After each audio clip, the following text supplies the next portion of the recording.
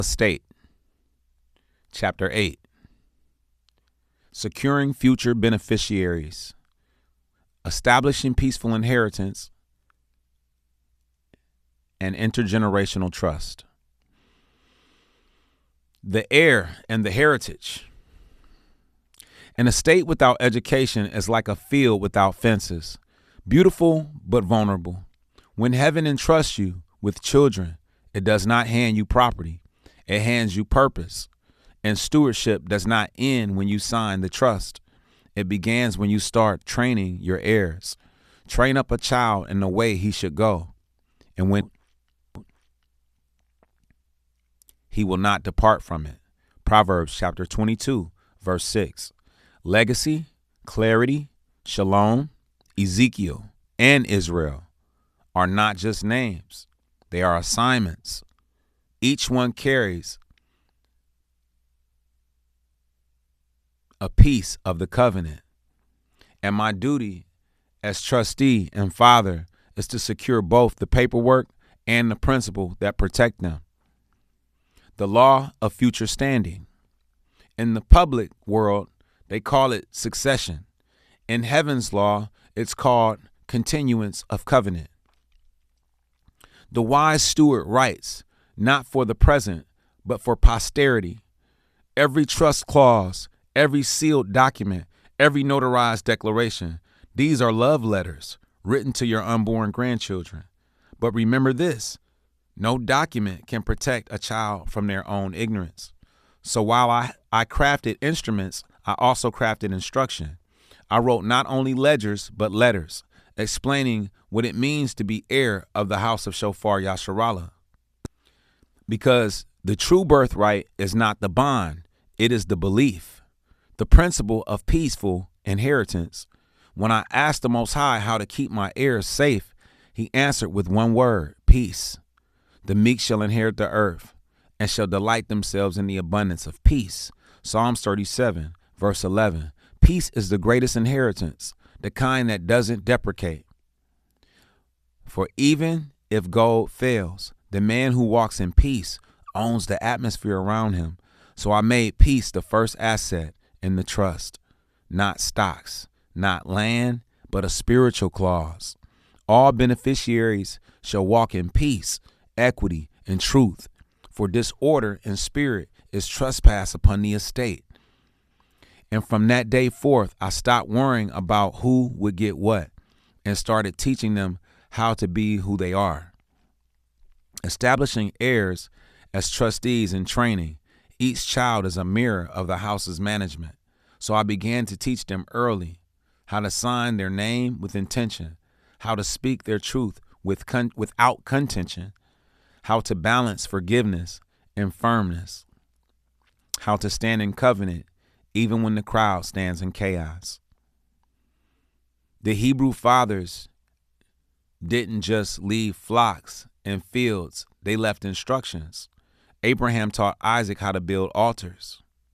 David taught Solomon how to build temples. And I, by grace, teach my heirs how to build order out of disorder. Through wisdom is an house builded, and by understanding it is established. Proverbs chapter 24, verse 3. From bloodline to blueprint, I discovered that bloodline without a blueprint leads to bondage. So I recorded the wisdom of the house, not just in digital files, but in scrolls, journals, and declarations sealed with the lion crest. I called it the Heirs Manual of Dominion. In it are prayers, proverbs, equity maxims, and simple affirmations such as, I am not a ward of the state. I am heir of the covenant. I walk in law, not litigation. I inherit peace, not paperwork. For remembrance is remedy, and a child who knows who they are will never beg for permission to be. The 7 pillars of generational stewardship. 1. Faith, foundation of every inheritance. 2. Knowledge, defense against deception. 3. Discipline, the chain that keeps freedom from drifting. 4. Documentation, the record of diligence. 5. boundaries, defense around peace.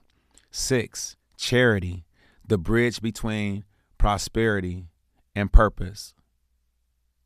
7, forgiveness, the oil that keeps the whole mechanism from rusting.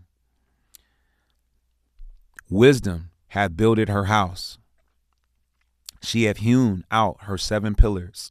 Proverbs chapter 9, verse 1. The humor of legacy.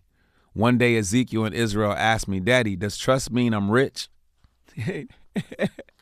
I smiled and said, "It means you're responsible."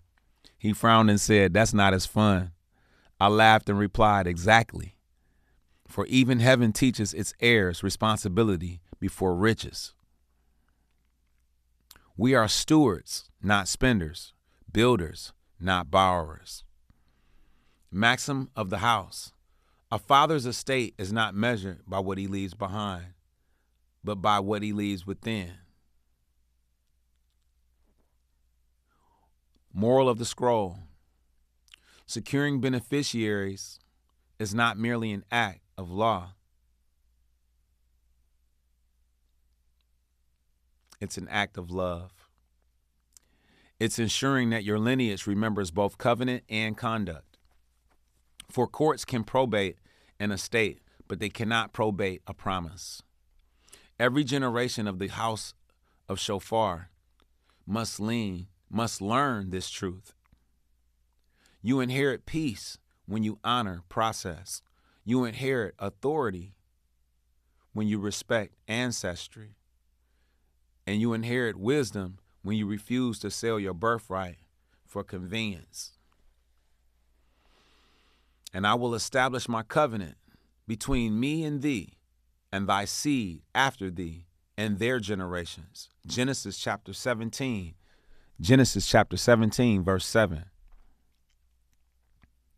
Thus ends chapter 8, securing future beneficiaries, a declaration that legacy is lawful, laughter is lasting, and lineage is living.